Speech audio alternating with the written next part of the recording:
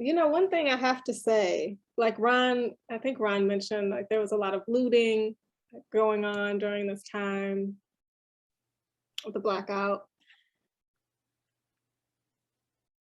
And it sounds actually terrifying, Ron. Your story is actually sticking with me because I can't imagine being outside, the lights going out, and then you just hearing like Hunger Games, Walking Dead type of sound. That sounds absolutely terrifying. But, you know, one thing that she says in the book that I was wondering what y'all thought about, she's talking about this right at the start of 21, chapter 21 on the physical book. It's page 251, right at the top, the last line. She says, she's talking about what the city's going through, financial problems, the blackout, people looting. And then she says, to make matters worse, rising tensions brought a rising number of police brutality complaints. And I just don't know how I do know how I feel about that. And I'm wondering if anyone else feels the same. That line, to make matters worse, rising tensions brought a rising number of police brutality complaints, almost suggests as if police officers were brutalizing folk because of rising tensions. And that doesn't make any sense to me. Does anyone, I don't know, you can counter me on it if you want, but it just, there's something about that line that is inherently, dare I say, classist. It's something about that line that just really doesn't sit well with me. What do y'all think about it? It jumped out at me too, and I think it speaks to her cautious side. The idea that everything was okay until this happened, and come on, we know that there have been tensions for as long as we've been in here on this planet. So when I read that, I kind of looked at it crazy too. I'm like, what is she suggesting here? Man, that's not how it is. I feel that she was particularly lenient when she spoke about police officers in general. You know, when she spoke about any type of law enforcement, she was just like, you know, very like diplomatic and tactful about it. Kind of like, that's just the way things are, the way things work. I feel like she was like that about almost everything, you know, the way they treated her, racism, you know, the anti-feminist way that they treated her, you know, all those things. I feel like she was real easygoing about all of it. Like she kind of like let it kind of go because she felt like it was just, those were the times.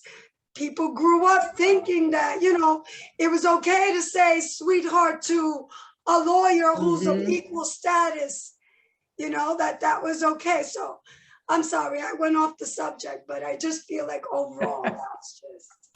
No, I think what you're saying is very much on the subject, and I'm loving this background, Anna Marie. I'm glad.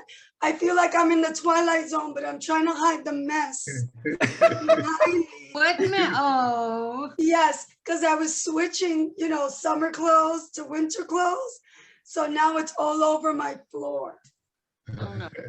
It's okay. Thanks for sharing. What is that background? What is that? Puerto Rico. That's Puerto Rico. Yeah, that's Cabo Rojo. Oh, Cabo Rojo. Okay, excusez-moi. Let's go. Okay, sorry about that. Yeah, does anyone else? And there were some other times where yes, I do feel that she also was just playing it very, very safe. I mean, just quickly, really quickly winding back, what I couldn't find was what are tabs? TAB. She says, like, she has a line where she's talking about having to get up and do the 2-hour commute and all of this stuff. And then she says what made it through the work week was cans of Tab. Tabs is the soda they used to sell back then. Oh my God, that's a sign of the time. It's a cola. It's a kind of cola. Yeah. Wasn't the diet Cola. Like a What's it diet called? Diet And in fat, fact, yeah. they Dr. take Pepper. because it had some cancer-causing thing eventually. Like they don't sell it anymore because it contains some whatever they use to make it Something not carcinogenic. hurt you with Yeah. sugar. Yeah. Killed you with That- something else. Yeah, yeah, yeah. That pink sugar. that They you try pour not the to cancer. blatantly kill you. That's Oh, funny. okay. I'm like, what Yeah, is Tab. she talking about? That was the Yes, Coca-Cola that's back right. then. Oh, For what- dieters. For Right? dieters. No, there was Yeah, like, like there was. I would no never put that in my Diet Coke back rum. then. Mm-mm. Yeah. no, Oh, that's right. absolutely She was not. diabetic. That's right. Yes, Yeah. yes. Oh, Put rum diet. and cola. That sounds like a really good drink. Rum Tab. and cola is a Had good. Fresca. When Fresca was big. Yeah, as Fresca well. was real Yeah. big. Shasta. That's remember like Shasta? 7-Up. and Fresca. Dr. Pepper. Oh, Yes. Dr. Pepper. Dr. Dr. Pepper's still around. Yeah, Dr. Pepper's still around. Okay. No, they make another one. Actually, now they make one. It's like a stevia. I think it's called stevia, but it's like a fizzy drink. It comes in a can, or it's some variation of the word stevia. Yeah. Okay, that's what she's talking about. All right. Sounds That one got yummy. me. That one got We can tell what a baby you are, Brandon. She is a baby. So that one was like, here's a tab. What is she talking about? I thought she was talking about something She's like like, a Red Bull. tab. What the heck is a tab? That was her I was like, sugar. was that a Red Bull before Red Bulls were Red Bull? No, yeah, like for her, it was a Red Bull. Yeah, A sugar high, yeah. as much as she When I could went take. to college, it was just straight up Coca-Cola. Oh, yeah. Straight That, up. I lived That's on the cap- Coca-Cola and cigarettes all night Ooh, studying. Lord. What, mentholated cigarettes? Yeah, Newport. Cools or Newports? Yeah. What are cools? Does anybody know? I did the Coca-Cola. I didn't do the cigarette. Oh, I did. I did the cigarettes. The skinny, don't worry the about skinny that. cigarettes. Let me stop. Oh, my dad smoked a cigar and a pipe, both. So it was I always fine. thought pipes were sexy. Yeah. That's another book. Okay. You know, one thing. Hey, that Ron, I- you better be smoking a pipe now. She said it was No. sex. You don't Never smoke a pipe like this. Sherlock Holmes. Yeah, that's what I think of too, actually, when I think of a pipe, just Sherlock Holmes. Like, that's the only Sherlock thing. Holmes, yeah. Oh, yeah. You know, one thing she does kind of go into though, I don't know, the first time I ever got called to jury duty was actually last year, or maybe in 2019. And I was so excited. I just really wanted to be on the jury. And I got picked, Oh, like wow. all of the rounds. I think I was just determined. And because, you know, they asked you all of the questions, and then at first the lawyers were in there, because in New York State, it's one of the only states that allow the lawyers to be a part of, to meet and greet basically with the potential jurors. Right. So I made it to that round, and then I made it to the actual courtroom where there's like I made it all the way through. And then they make you they made us watch this video, and it was like, and mind you, I'm not being myself, but I really was determined to be on a jury. And so I'm kind of like fudging I'm blending my personality basically to what I feel like they might want or pick me for. And You're code switching.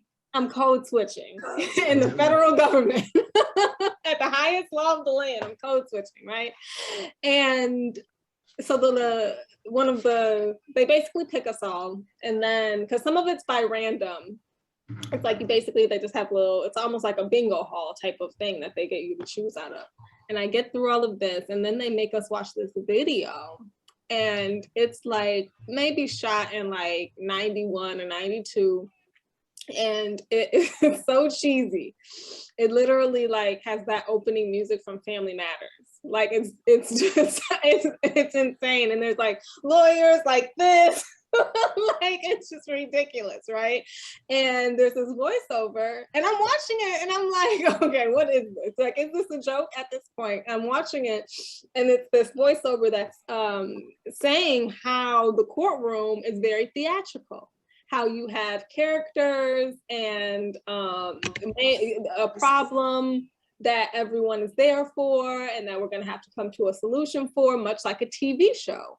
Yep. And the voiceover is basically instructing the jury to almost kind of treat this like a TV show, like a play. He actually just described it as a play.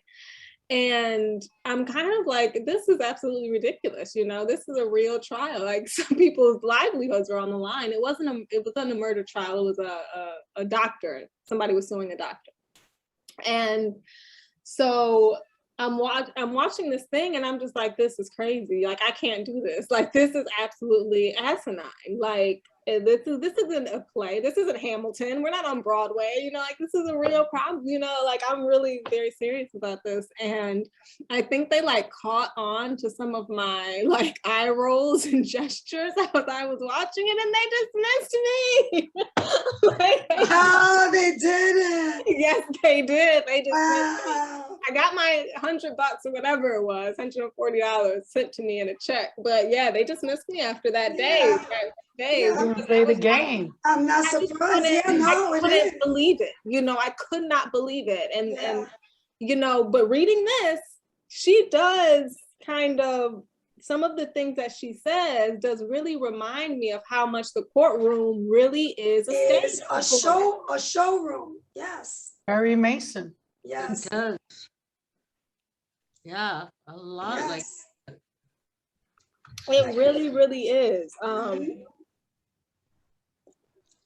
I'm sorry, but I have to agree. I feel like it really is. But Has you anyone know, ever been on a jury? And I'm not trying to, you know, I've been on both sides of, I've been a juror, and I've also been, let me not talk. You know, like, but you would people defend, lie. you People know. lie. I don't know why they have a Bible. I don't know why they take an oath, but people will lie. I've been on both sides of the fence. Came out innocent. Thank you very much. Not guilty. That's good. Thank God. But it's scary, and it is a play. It is a show. You know, people gonna do their thing. Sadly. That's scary though. It's scary. Very scary. I used to go down just to watch at the courthouse, you know, just watch a trial and take notes. And I was going to write stories on it, and a lot of people were interested in that. But then COVID happened, so I haven't been doing that. But you can go just as a participant to any trial that you want to. Yeah, do it. Do it. You can do it on Zoom now. I watched the whole Robert Durst trial on Zoom. Oh, yeah, It was open to the public. that's right. We don't even have to go in the courtroom. I remember an experience I had when I had to do grand jury, and we stayed away for 8 whole days. And I'll never forget how at the end, because the judge let us know that until we reached a unanimous vote, we couldn't go home. And that's when I really saw how the justice system works. You were sequestered, right? Mhm. Yeah. Thank goodness I've never had to go for me to defend myself, but you know, it was really interesting just going down there to watch trials. And yeah. Yeah, And they- yeah, you know what I think, Miss Angelina, I think you're right about that. I'm sorry, Anna, were you saying something? No, it's just like behind the judge, you have In God We Trust, and it's such, I mean, really. Well, you know, yeah, one of the first things I remember the judge where I really had to hold my facial expressions back when I was in the courtroom, one of the first things that he says out of his mouth is, you know, our forefathers they wrote up these set of laws and these set of rules that govern us by. And I think if we're still going by them, they knew what they were talking about back then. And I'm looking, everybody's Black and brown. There's not no white people. This is in the Bronx. There are no white people on this jury. So I'm looking at him like, are you for real? You're gonna bring up the founding fathers to us? You know, like wrong crowd, read the room, you know? So you're absolutely right. I'm looking around like all of this is just, it's really for a show. And you are, he's in a robe, almost a costume, right? If you will. And there's cameras in there, you know. How about in London? They wear the wigs in London. No matter your And race. our system is copied by their system. So they have South Asians, they have Black people wearing these wigs. Yes. White wigs. Yes, White white wigs. No choice of color. No choice of texture. Where they do That ain't that. right. No. Right. No. Yeah, you can't, this you art know, center. you can't. But Sonia is buying into this system. You know, she is already thinking about what it takes to become a judge. Yeah. You know, so she is fully buying it, even though she is working with I can't remember the Puerto Rican Legal Defense Fund. Defense League and Farm Yeah. Education. Yeah, Fund, and she understands, you know, to a certain degree, injustice. But her first job is working with Robert She's Morgenthau at the ADA. right out of college. Mhm. You know? Mhm. And she volunteered with the Puerto Rican thing. I don't think she worked. I Yeah. don't think Right. anybody was getting paid because they had that big falling out at the end. Mhm. But you know what, even before that, Ron, even before that, I wanted to touch on Mhm. Sonia Yeah. buying into this show, this stage that a lot of us have seen, a lot of us have been a part of, Yeah. you know, and she says she loves it. She's like, I love my job as a trial lawyer. You know, she's into this. She likes it. And Yeah. even though there are He times believes in it, she believes in it, right? right? She believes in it. She believes in this. Mhm. And it's almost like, you know, okay, for example, there's like the Second Amendment, the right to bear arms, right? However, and she says she believes in this Constitution and the law of the land, right? However, when she is, you know, like in the DA's office and someone has a possession of a gun charge, she's like, oh, it's a Class A misdemeanor, settle it today. So I kind of made a note, like, I get where she stands as far as the law is concerned, but a big part of me does wonder with these DAs and with these trial lawyers and with these prosecutors, do they ever think about how hypocritical, or maybe not hypocritical, but maybe how they are picking and choosing which parts of the law and which parts of the Constitution fits the fiddle at the time? You know what I'm saying? Because it's like, Yes. it's something. I mean, Brandon, go even deeper into that. yeah, In she the had- very beginning, when she's doing just all criminal law, all they talk about is pleas. Plea this, plea that, plea the other thing. So it doesn't even matter, you know, how guilty or not guilty anybody is. The idea is that you force them to take that plea. So how fair is that? Like, how do you justify that? And you know, a lot of these plea deals, we know this now. Yeah. Maybe we didn't know it when she wrote They're this book, but it's very forced. much public record now that a lot of these plea deals are the reason a lot of people are in prison. They didn't necessarily do the crime, but they don't have the means to defend themselves. And 20 Exactly. years sounds a lot better than life. You know what I'm saying? It's the main reason here in the Bronx, around the corner from me. It's the main Because reason they're why. afraid to go to trial and the time is doubled. But when you even do demand, right, these systems that Sonia Sotomayor believes in, even when you do demand your fair trial, they punish you, like Khalif Broader, who was from the Bronx and demanded his day in court and spent 3 years on Rikers.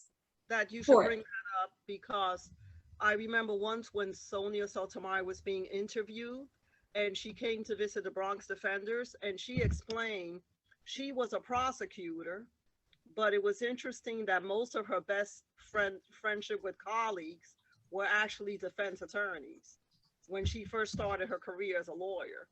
And she was saying that. So I think that's an interesting point, Brandon. And she talks about that a lot. I don't know if she was I think she was a public defender. Dawn, the woman Dawn, she brings up a lot in the beginning, who she was like having lunches with and where they were discussing their views on life. Legal aid. She was a public defender. Yeah. She was torn because she comes from her background. And as she continues to say before, if the system is broken, her inclination is to fix it rather than to fight it. And she has that from before. She says, you know, like when she went to college, how she would not participate in the rallies because, you know, they can get very violent or they can get very, you know, so, you know, she's aware of all this. She's an ADA. So that's her choice of law, you know, so and then she does have leniency to some of her cases, as she explains in the book. You know, she thinks about when you put somebody in jail, she thinks about the family. She thinks about, you know, how are they going to exist, you know, survive without this particular man that beat up his wife. And, you know, so it's not as easy as, you know, as all that, because they, you know, and we're people of color and, you know, my brother, may he rest in peace, he was in and out of the system forever. So, you know, and I sympathize with her to one extent, and, you know, and the other, she's an ADA. That's her choice. She wants to, she cares about the community, you know, not just the one person. She cares about the whole picture. And, you know, she tries to do the best she can, I think. Yeah, and I can agree with you to a certain extent, because when I read this book, what I hear her saying is, or what I hear her saying and what I see going on is that she, and maybe I'm wrong about this, but I kind of feel like she might be using the identity as politics, not identity politics, but she's using her identity as a political maneuver in this space where there really isn't no one like her. That's what sets her apart, is that she is a woman identity, that she is Puerto Rican, her identity, and where she is from, a really big part of her identity. She's using that to set her apart. She's not necessarily using that to make change, because on page 263, she says so boldly, with each prosecutor handling around 100 cases at a time, expediency and rough justice were the order of the day. We fudged. We made do with the tools at hand. I mean, she says it, right? That I can't even imagine having somebody's life in my hands and fudging. That sounds crazy. And I think that as much as I want to set her apart, she's very much entangled in that red, white, and blue. Do you see what I'm saying?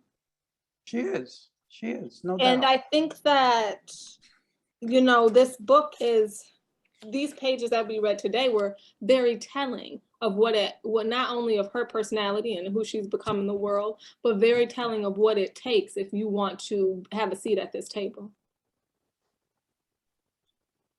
It is much bigger than code switching. It is aligning yourself. It's kissing a little bit of something and letting it go. You know, you got to kiss a little to get to some places. I don't even think she was kissing butt. I don't think she was coming the butt to kiss. Yeah, I don't think she was. What you said, Brandon? I don't think she was kissing butt. I think she was becoming. Her trajectory was, I'm going to become the butt you kiss. I don't think she was. I love that. Yes. Yeah, why not? I agree, Brandon. You know what's interesting is early on, she's almost portraying herself as this kind of happy-go-lucky person just falling into opportunities. She doesn't know what Phi Beta Kappa is. She doesn't know, like, even though you have to apply to get into Phi, I mean, you just don't get a letter from Phi Beta Kappa saying, hey, you have to apply. You have to apply for awards. And she's winning all these things, but she's still portraying herself as this person who is just sort of, you know, going through life or going through school and not really realizing what's going on around her, but she really is intentional about everything that she is doing, you know, through college and into, even when she starts work, I think she starts working with the Puerto Rican group because it will help advance her.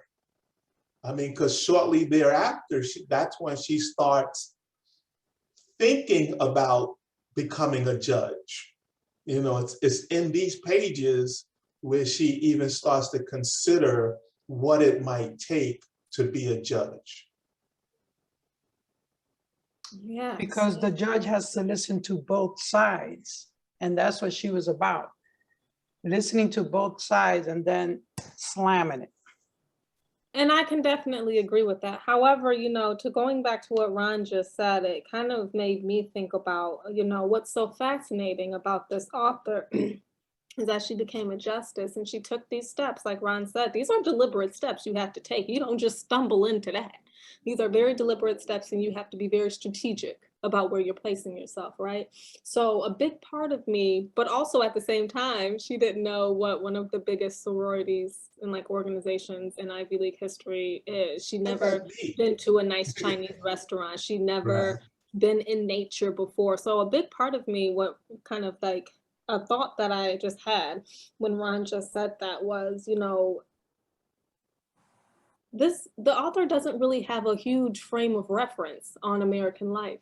She doesn't have a big frame of reference on societal life at large, and yet she is put in a position to make these grand decisions about people's life. And I think we should question that about the criminal justice system and who we put in charge to hear both sides in the first place. It should be someone who can study the legality and the law books of it, and it should also be someone who is maybe a bit more well-rounded in their very small, tight-knit community. Does that make sense? Or am I kind of tripping? No, that's why you have these NAACP organizations and you have the Puerto Rican, because from the law as it is the white man's law, all right?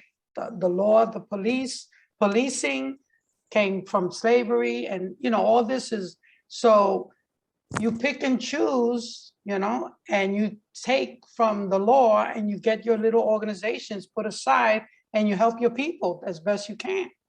And Does then anyone else understand what I'm saying when I say that she has no real frame of reference in the actual American life? what is the American life? Could that Her frame of possibly reference be is what makes her seat at the table so effective?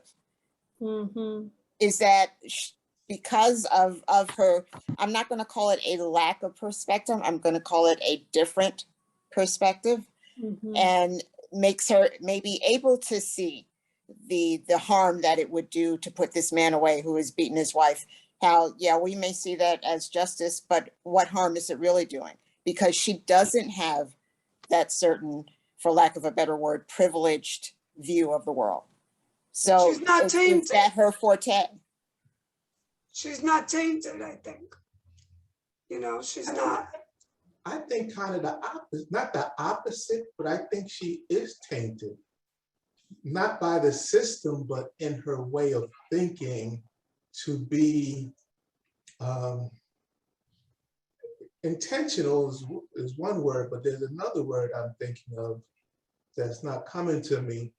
But you know, she is, early on, she's, again, going back to that point, she's kind of presenting herself as this kind of person that is just falling into opportunities, when in fact, based on what we in this group know, all of those steps are like really intentional. And I think even her working with the Puerto Rican legal fund, forgive me, I can never remember the exact word, I even feel like it's noble and it's helping people, but that even feels, as many people who do just in our lives. We know people who join organizations because it will help them in their career. A lot of people, I used to volunteer all the time, and people didn't understand that I wasn't volunteering because I was in school, because a class required me to do a certain amount of hours. Like there are a lot of people who do things just to advance their career. They might be noble things that help people at the time, but I think this is what she's doing. Yeah, I think that that is just like spot on. Yeah, she's jumping on opportunities that are before her. And I think that she says something that even kind of adds a little more to what you just said, Ron, when she is on page 270.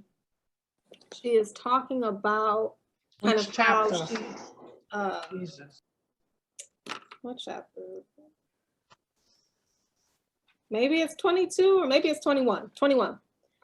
Page 270. She's talking about how she kind of has fallen into a nice little rhythm now that she's, you know, tried a bunch of cases and been able to be in that position where she's listening to both sides and being more strategic in the courtroom. She talks about how devising the case is always a two-step process. Build the strategy out of reason and logic, then throw yourself into it, heart and soul. But if you have to revise the plan, suspend feeling and revert to logic until you can think of something you can sell with passion. We are talking about a court of law, and she is talking about a story she can sell. I think that she is not unique in that sense. I think that that is what has made her brilliant in her work, is that she is selling, as she puts it, she is selling with passion. I find that troubling on a lot of different levels, that a justice would say that's what she was doing in the courtroom. But she learned that back in college, was it, or high school?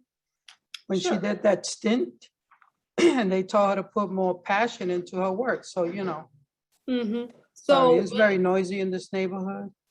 So another thing, Ron, that you were talking about is how we're going to organization to organization to organization. You know, I thought about another book that we read. Oh, it was 1977. Thanks for putting that in the chat, Ron. I thought about another book that we read, My Sister. A bunch of y'all were here for that book. And I thought about how we kind of put this, we logged into the Zoom, we came to this app and we put the system on trial. A lot of nights we came and put the system on trial and we said, this is wrong and the system is wrong and the system needs to be fixed, you know, and it's the system's fault that this is happening to these children. Not only Metzol at the time, but a bunch of different children. We put the system on trial when in actuality, maybe the system was functioning exactly how it was supposed to be functioning. Considering reading this book and seeing somebody from the inside of some of these systems, not necessarily the foster care system or the family system, but just like the overall federal system, I feel like those two books are very interesting parallels, or they show very interesting perspectives into the insides of these systems. One person being, you know, in control of it, and one person needing to benefit from these government systems. I think if looked into it a little deeper, we can find a lot of very interesting themes within these very personal narratives. Because she does go from organization to organization to organization.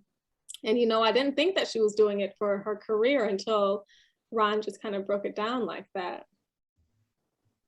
That's how I see it anyway. Could there definitely be a career path? Mm-hmm. A lot of people join organizations do well in their career.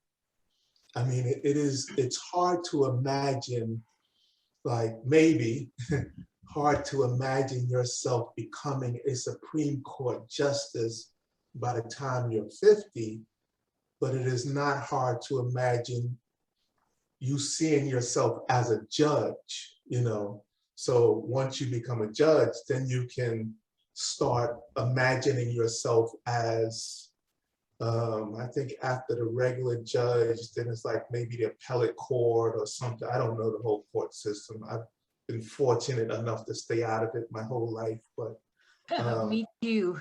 you know, there's a series of steps. You're missing out, man, Ron. Then you got to become a circuit judge for a certain area of the country. And it's oftentimes those judges who become Supreme Court justices. So, I mean, it's a lot of imagining, but it also has to be a lot of plotting, you know, because like we all agree, this won't happen if you aren't intentional, you know, about the steps of your career. You cannot become a Supreme, it's just, again, I know nothing about it, but I'm gonna bet it is impossible to become a Supreme Court justice without thinking about being methodical about every step of your career. Right. Because one wrong statement and it'll come back to haunt you. Yeah. You know, we've seen, you know, Supreme Court justices be, you know, kicked or at least nominees for the Supreme Court, you know, because of one decision they made 30 years before that, comes back to haunt them. And then all of a sudden, you know, they can't pass muster, you know, in front of the Congress. So. Well, she was scrutinized at the Senate hearings, especially when she had joined Pearl Deaf, which is the organization. Exactly. And she said she was hurt by that because they distorted everything, you know, and that's why I think she's not that cynical. I think you're trying to say she could be a little cynical and things. Maybe that's what it takes to be cynical, as especially an ADA or a DA or whatever. But you know, she got punished for that, and you know, she had to go through that Senate hearing with a bunch of, you know, white old men from their generation, not knowing, you know, picking at her background and, you know, like scrutinizing her and for doing this, for doing that. So of course she had a plan. And it's almost the same way still, you know, still white men for the, I mean, you know, it's more mixed now, but I bet it's still predominant white men. Look at Mitch McConnell. I mean, that's all you have to do is look at that man. Oh, Lord. Oh, Lord. I'm sorry. But, and you see how much power he has. Well, look at the ex-president. So she like follows all of these rules. She's following these rules. She's following all of these rules and staying on the straight and narrow. And like most people who follow the rules, it seems like her job is to also favor people who follow the rules.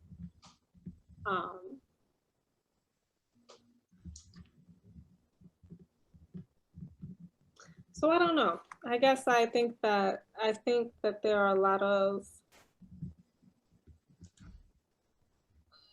brilliant inspirations that can be pulled from her story. And I also think that a part of me believes that a part of her journey is everything that is wrong with government, with big government. Even though she's, for example, we always talk about how Congress and the government is run by like the same person, you know, the same person, meaning that everyone looks the same and everyone is pretty much a rule follower and everyone is kind of thinking from the same box. And although she may not have had a lot of the privileges that a lot of her peers or colleagues had, she did have the privilege of not having to like leave her neighborhood ever. She did have the privilege of living, even though she grew up in the South Bronx, she still had the privilege of living a very sheltered life. And I just wonder who do we want making decisions for us? Who do we want judging people in this society? Is it someone who has lived down the street from the train and really never took it down to 59th Street? Or is it someone who has a bit more experiences with people and how they talk and how they walk and how they live and why they make the decisions that they make when they make them? I don't know. I don't know how I feel about that yet, but a big part of me believes that if you are in the upper echelon of the government and you're making decisions on behalf of society, you need to know more of society than she does. But what about Kavanaugh? I'm talking about me and how I feel. No, I know, but I'm talking about another Supreme Court Justice, Kavanaugh, whatever his name is. Sticking to this book and this he was worldly. He's a worldly man. Sandra O'Connor is a worldly woman. I think that you're missing the point I'm making. No, and you're making I'm not missing the point. You're saying, you know, your perspective is how should we judge? It's maybe not up to us because you got a whole mess of I think justice is there. I wanted to circle back to what you were saying, Brendan, about someone who had a limited view. I mean, people don't realize that George Bush was elected president, was elected president and had never been out of the country. Now to me, that was scary. And his father was an ambassador, and his father traveled for a living. That's what's crazy about that. Exactly. So you talk about somebody not getting on the train going to 59th Street. Boyfriend could have just hitched a ride on a plane. Right. Or maybe his family told him stories. Absolutely. And him too. You know what I'm saying? Like, I wonder, and he obviously, but the difference, I don't know. To me personally, and this could be a bit, I don't know. The difference between George W.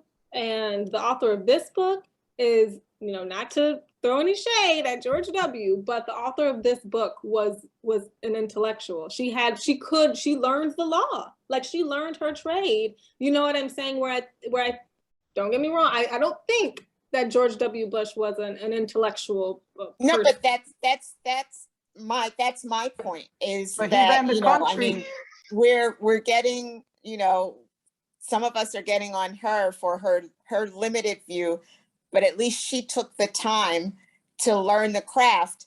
And circling back to what I said before is maybe that's one of her strengths, is that she hasn't had that worldview. That was the point that I was making earlier, Linda, that she hadn't been tainted by, you know, living a life of luxury or wanting to live a life of luxury. She only knew what she knew. And so I think that she could relate a little bit more to those people that she had to deal with when she went to trial. Relatability. I think that's a good word for it, that her relatability is relatability, yeah. Is that a word? I'm not, but you know, she's far from perfect, but none of them are close to it. You know? No, not a one. No. Maybe Ruth Ann. I don't want it. You know, this book reveals, you know, the imperfections. You can be as intelligent, brilliant, and still, you know, those imperfections, those flaws will always come to the surface. Persistence, perseverance, passion, all those things. Tab. I do wonder. I wonder, you know, I wonder. I hear what y'all are saying, but I wonder. Well, I also feel that what's being brought out in this discussion is the fact that, you know, to one extent, this is sad, but it's reality. And the realistic side of typical American life is we live in our little suburban towns behind our little white picket fence houses. How many people in the United States of America do you think take a train, have even ever in their lives taken a train? Most people, if not all people. Do not think of New York City. No, Ron, you're wrong. No. What I was going to say is most people don't travel 50 miles from where they were born. The majority of people in the United States. They don't. It sounds crazy. I know, Brandon. It sounds crazy, but statistics say that the majority. I was growing up, I don't think I knew one person. I don't think I knew one person who didn't travel 50 miles outside of where we were from. Yeah, I heard that, and it sounds unbelievable. I'll look for it really quick, but the majority of people born in the United States never travel more than 50 miles from where they're born. Yeah. Paula, did you have something to add? Yeah, thank you. This is so interesting, and my brain's like on fire here just listening to you all. I'm sort of thinking, so I guess it's more psychological what I'm thinking, which is that she keeps talking about this pattern of when she first does something, she's really scared. She's scared she's going to fail. And so she said, the first year I do anything, first year of college, first year of graduate school, first year each position she's been in, she just puts her head down and doesn't do anything but work, like, because she's afraid of failure. And that's why she loses her marriage, because she keeps her head down. She forgets she's married. And then she says, then the next move she says she makes is she makes friends. And I think that she is intentional. She makes friends. She made some really good friends, starting with, you know, her colleagues at Yale, and then Morgenthau, and then all these like super famous people turned out to be able to help her, you know, were stepping stones to where she is now. So I think that, but I'm sort of thinking that there's this kind of psychological thing of she's not only of color, but she's a woman. I'm not sure we would be quite as hard on her if this were a man's biography we were reading. And she's like outside in many ways, so she kills herself with work, and then she makes really good strategic career advancing friendships that she sticks with forever. She may drop Pearl Death, but she sticks with those friends for the rest of her life. And so I don't know, I just feel like the thing about her being conscious and unconscious, I think like all of us, she's both at the same time, and those are really both powerful motivators. Yeah, I think you're right, Paula. I think you're right. I think that, and I honestly think if all of us kind of look at our lives, we can't say that we were 100% unconscious or conscious of everything we were doing as well. And I think a lot of the times, the magic kind of happens when you're not doing things purposefully. I don't know if I'm sorry, go ahead. Yeah, sorry. A good example is like when you go into teaching, right? A lot of us go into teaching just to teach. And then you have the different, you know, people that branch out. Some of them like to kiss the principal's booty, you know, if it's not such a great administrator. And they'll branch out, they'll come out of the classroom, because that's the first thing people want to do is get out of the classroom. So you look, you go to workshops, you go to conferences, you expand, you come out of the teaching field and you start doing other things within the Board of Education, within the system. So, you know, that's what happens. You know, you start out one way and then you either continue that for 30 years or so or more, or you expand, you know, and you do other things that are related, but not necessarily working with children, you know, your initial reason for going into teaching.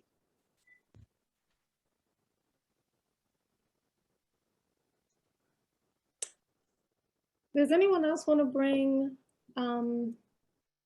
any other themes up that we have not talked about yet? Or does anyone else want to chime in? Maybe someone who hasn't said anything yet?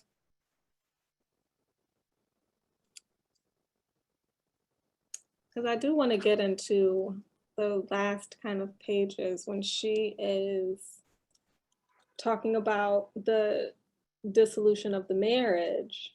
I think those last couple of chapters were really powerful, because at first we're reading about it's almost like she sets us up, right, to be able to kind of pick her professional life apart and maybe some of the professional decisions that she's made, because, you know, she's a justice. And then she kind of goes into the marriage and kind of humanizes herself again. And I think it was very well, just the way that the narrative is put together is again very strategic and very well done. I think of when she talks, for me, when she talks about getting a divorce from Kevin, a lot of the things that she says can only come with time and a deep and deliberate time of reflection. And it's the way that she talks about the marriage is so almost matter-of-factly. She doesn't really feel heartbroken. And I wonder, did anyone else pick up on that? Yes, I kind of picked up on that also. I think she married because it was, remember last week when we spoke about cultural expectancies? And I think that has something to do with it. But I also think that her decision to not have children, because probably of her health condition, could have contributed to that also. Because there is a chapter where she talks about that decision.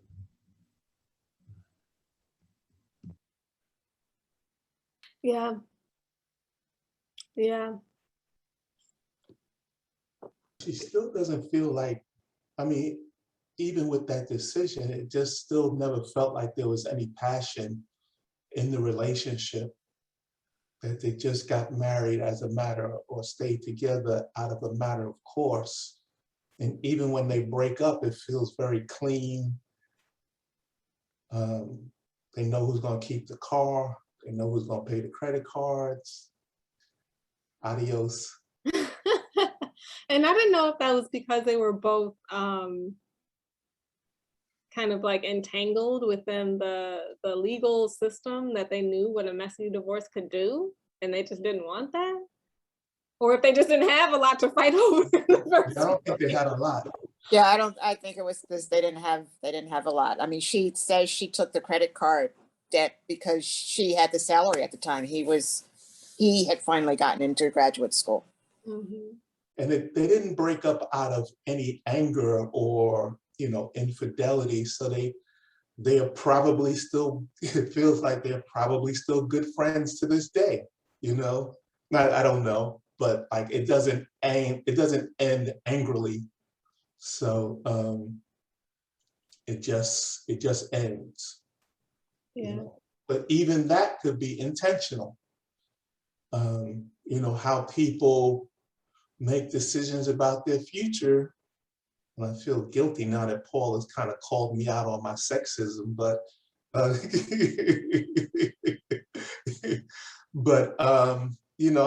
people are methodical about their futures, and the honest decisions we make, not about so much what happens today, but how that will affect us, going forward through our lives. Right. I agree. I mean, but she also doesn't really let us, she has these very deep, like almost philosophical moments of reflection about the marriage, but she really doesn't let us in at all. And she says she doesn't really let anybody in, not even our mother, until the relationship was over. So I wonder if there were some things that Ron just mentioned that did go down, but it's none of our business and we will never get it. Do you know what I'm saying? I do wonder that, because it almost seemed like she was like breaking up with her bank or something, or she was telling her landlord that she wasn't going to renew her lease. Like it didn't really feel personal, Funny that you say it like that. I don't think we're going to renew our next year of marriage, Kevin. I get it.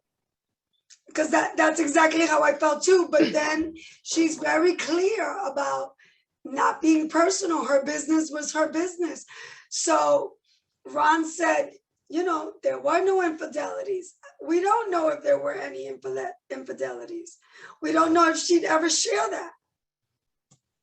It's nobody's business. Right. She's very straightforward about that. They could have used that against her at the Senate hearings. Come on now. But what she does share, though, is that she had basically overshadowed him in a way, at least career-wise. She's very, clear about that. And I can, I Where get, I will add something. A lot of times a man doesn't want a woman to be more successful than they are. Even though she might not have explained it, it could have something to do with her being more successful than her husband. It's mentioned in the book. Yes, I was It gonna is say, mentioned. Kevin does, right? She says that Kevin admitted that. He finally admits it, finally. Mhm. yeah. Yeah, I mean, I can totally relate to that. And I wonder if Kevin,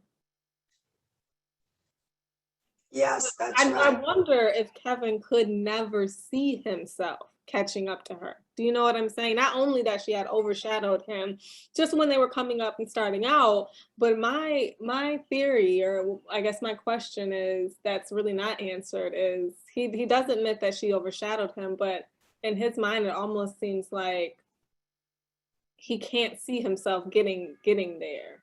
Like he's like, I'm never going to be able to catch up, so we might as well just end this now. That's kind of what it really feels like. And that's unfortunate because they could have been a real good team together. Who knows? But I do like that she says she doesn't take any blame for being successful, and she shouldn't. But what she does say, what I thought was really powerful about it, was that idea of a woman overshadowing her partner, that wasn't something that was familiar to either one of them and how they were raised, really. Even though her mom seemed like she had overshadowed her dad, it still wasn't something that it didn't seem like something they were used to talking about, dealing with, and accepting. But you know, the thing about, and I made this criticism early on, we know nothing about her and Kevin, her and the husband, really. And it just feels like, and it feels more so in these chapters, I had mentioned it earlier on, that it feels like she just laid out a set of bullets and then she wrote some paragraphs around those bullets. Anything that is personal she seems to pull back. Rightly so. Again, you know, she's a Supreme Court justice. She may not want her personal life, because your personal life can be attached to your potential decisions that you will make on the court. But, you know, that said, I'm assuming when this book was already in the makings, she was already a Supreme Court justice. And if that's the case, then, you know, nothing can take you, you know, pretty much nothing can get you fired from that job. You know, that's one of them gigs for life. Yeah, it's like tenure, right? It's totally, you have to leave that job or you have to kill somebody, basically. There's no other way. To die. Wait, what kind of job is that? Yes. You can be removed legally, but no Supreme Court justice has ever, not that I can recall recently anyway, has been removed from the court. So it seems like she could have taken more risk with this book if there's more risk to be presented. She may be presenting her life as it really was, you know, not so exciting. She says on 281, the second page of 23, chapter 23, that to me, relationships are private. That it's my experience when a friend unloaded about a boyfriend or spouse, the listener soaked up the complaint and remembered it long after, you know, the person had forgiven. You got it, Linda. So, yeah. You got it. So she can believe that in real life, but I think there is a different dynamic when you write a memoir and when you are asking us to enter your life. I sort of made that same criticism when we read How We Fight for Our Lives, where Saeed Jones was like really intentional with what he was telling us. And I felt like he was really steering the reader in different directions. And, you know, he wrapped it all up nicely at the end. And we all were empathetic for Saeed. Because he told us what he wanted to tell us, and he sort of laid out a path for us to follow. We had no, because we have no personal insights into these authors, we can't contest anything that you know they're saying. Maybe they both had affairs. Maybe they weren't interested in being married ever. Maybe That's probably it, both. No. 50, So we have to. I'm sorry, Susan. You go ahead. That's probably it, 50-50. They just didn't want to do that anymore. And Yeah. But I just felt she could have been braver. That's all. There were a lot of underlying issues. They had their professions, even though she says not to judge a woman by her profession. If that's her choice, it's not because she's not less of a woman. And also her diabetes, you know, she really, maybe they had sat down and spoke about, maybe he wanted children in the long run. And maybe she wasn't ready to do that, you know? So there are a lot of things she does, you know, she gives us little glimpses. But like Linda said, that's her business. I agree. I'm not saying like, I'm not, you know, forcing her to tell us anything, but if you're going to get a contract to write a memoir, and this memoir is supposed to be looking at your life, tell us about your life. Make it more interesting. She is telling us, and you are not satisfied, but I am. If you want a book with him, you got to promise to tell it all. No. I totally agree with Ron. They couldn't pay me to tell it all. Exactly, but they paid her. But I ain't a Supreme Court justice. You know, I think that Ron I think you hit it right on the head with that it's almost as if when we're talking about her checking off, you know, bullet points, it's almost as if this book was a bullet point that she's checking off just in her life goal, a bucket list goal. You know what I mean? Cool. In the same way, Obama's books and every politician must write a book before they run for office or right after they're elected. That's now one of those check marks that you must do now, you know? So. Because they don't really have to write it, right? They could get somebody else to write it for them. Well, there's a difference between a memoir and an autobiography, and I'm not actually quite sure which one this is. I think she wrote this, though. I don't think this is an autobiography. Yeah, she wrote this. Yeah, she wrote this. Auto means that you did write it, no? Yeah. I thought an autobiography and a memoir. Auto is when you write it about yourself. Yeah. So I think I don't think anyone was paid to write this for her. I think this is her work. Yeah. But a biography anyone can write. A biography anyone can write. An autobiography. Yeah, right. Yeah. I think that it's either that. It's either she's really holding back a lot because of, you know, because she still has cases and she doesn't want someone to read her book and then come to trial and maybe put her on the stand, if you will. Or maybe her life just wasn't that exciting, you know, as exciting as we wanted it. Not married life, at least. Legally mention a lot of cases. You cannot legally mention a lot of cases, you know, you have to be quiet about those. Mm-hmm. Well, you know, I think she mentioned to us several times that we weren't going to be getting that part of her life wasn't divulging at all. Maybe she was setting us up for another book. I think that would be really cool, but I think she let it be known that she wasn't, you know, going to discuss anything. This ain't a romance novel, right? I was hoping she mentioned the baseball case, and she hasn't yet. I think she did that also out of consideration. Oh, spoiler alerts. You know, because I mean, she's well known, but he's not, and I think she wanted him to have his privacy. So I think she's trying to get some consideration on his behalf also, and that's why. And that is professionalism, to know where you draw the line of what is your privacy and what is to be made public. I think is part of, you know, professionalism. I don't doubt that she did get a good editor and the proper type of consultants when it comes to publishing these kind of books. Okay, and I don't doubt that all these politicians and all these people who become well known, I think they do pick their editors very carefully. And I think they do pick the consultants that are going to gear that book. I think they do that very carefully. Okay. I also think they get a boatload of money that they can't, the boat is so big that they can't say no to the boat. Like Cuomo? Exactly like Cuomo. Hey. So now well, I don't want to go off on a tangent. It's politics, and that's what she was afraid of too. She was leading, because that's kind of intertwined, politics and law and all that politics. Yeah, I think you're dead on with that.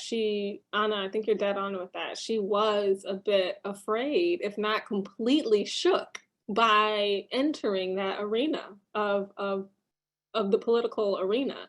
It seemed like she was way more safe in law and in practicing law, that she really did not want to muddy the waters with any type of political agenda, especially one that would be, she let us know very early on in her life, even in her college days, she wasn't getting involved with the marching and the picketing and the signs and the burning of the bras. Like, she wasn't doing any of that. She let us know very early on that is something that didn't interest her, or she was at least, perhaps, like Anna said, maybe even a little afraid of, because I think, coming back to what Ron was saying earlier, she really was strategic about what she was doing. So it's like, I've never been like that, so maybe part of me just doesn't understand that level of calculation when it comes to your career, because I always knew, I just have never been that calculated. Do you know what I'm saying? I've never been that calculated in my career, where I'm like, okay, I'm not going to say this. I'm not going to do this. I'm going to watch this. I'm going to go for these types of friends. I'm going to go for this type of, I've always gone for the types of positions that I've wanted, but I've never been so calculated as she seems to be. But some of that may be generational as well. Yeah. She has good integrity. Well, for our generation, though, that's the only way we could enter, was to check off the list back then, to check the boxes. Mm-hmm. And now it's not easy, but the door is open just a little wider so that you don't maybe have to be as intentional as we were. Very good. Yep. For the tab drinkers.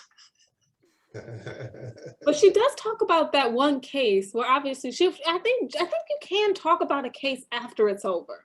And she does, that last chapter, she does talk about the case where it was like the killer in Harlem. Yeah, Maddox, yeah. And he was bananas, that guy.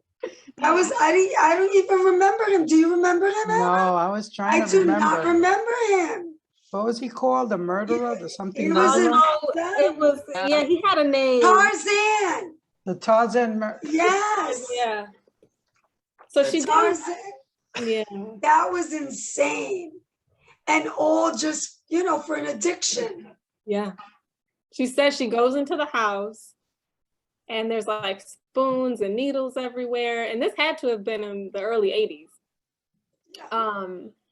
And she goes in the house and there's spoons and needles everywhere. And it's like, there is something about that scene that was really like, whoa, I didn't even know law people. I thought that type of work was reserved for law enforcement. And then they took pictures, and then the people who worked in the courtroom looked at the pictures. Like, I didn't know that lawyers and people who practice law actually went to crime scenes, or at least the home to a criminal. That was really profound to me. Yeah, they do.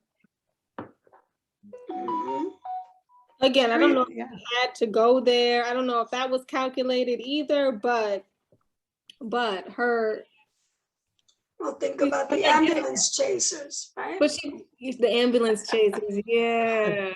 They go right to the hospital to where they're right there waiting. the leg's not even in a cast yet, you know. They give you your card. Right? Here's my card. Right? It kind of gave me that vibe. It was a mixture of Perry Mason, Murder, She Wrote. All these movies kept coming, you know, all these Judge Judy, you know, all these legal things. And I enjoyed it. And you brought us full circle though, but you brought us full circle with that, because at the top of the conversation, we're talking about how this whole thing is a stage play, and it's for entertainment factors almost. And I'm not gonna, I love true crime. Like, I think it's great. Like, I love the podcast. I love the shows. I liked watching the trials. Like, I think all of it is fascinating, and it shouldn't be that entertaining. You know what I'm saying? It should be a lot more boring, but it really isn't. And you're right. She really does. You're right. A lot of kind of like really cinematic images were coming up in that last chapter when she was talking about the serial killer case. I'm like, wait, this is a movie, you know? Yes. But again, that's the courtroom for you. It really is. It really is a spectacle. To be or not to be. It seems like a movie, but it's actually reality, you know? Exactly. You have a lot of reality TV shows, which are. And then she also talked about that other case with those two degenerates. The children pornography. Oh my God, yes. She said that really took a real, right? It just like exhausted her mentally, physically, emotionally. And they thought that she could take on that kind of challenge, like as a focus, as a specialty. She said, no, I could never do that again. It was just exhausting. It's hard for them, I think, you know, to hear all the sad stories like that all the time. But she also talks about how it's almost like a rite of passage to have those kind of really crazy, like, court stories and those really bizarre cases. Almost like every trial lawyer has to go through.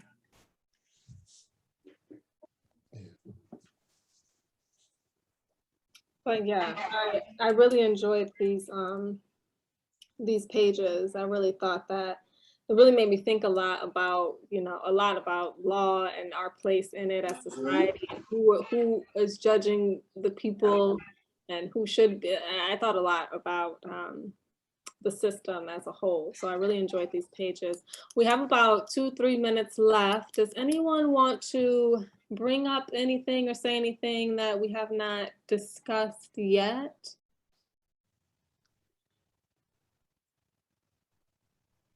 What was our last chapter for this session? 25. You read through chapter 25. Yeah. Oh, y'all messed it up last week. I won't. You see, I asked. Alert. I was like, wait a minute. They were talking about all this stuff I'm reading this week last week. The first, right? I know. These people done read the whole book already. I mean, it is a page turner. It is a good memoir. I didn't think I was going to be as invested in it as I. You know what we haven't talked about? Rita Moreno as the narrator. Oh, I saw that yesterday. Which I just find so, get mesmerized by her voice, and she's really good at it. Like she paints, the way she speaks, she paints a really good picture. It's illustrated. If you're listening to the audio book. Yeah.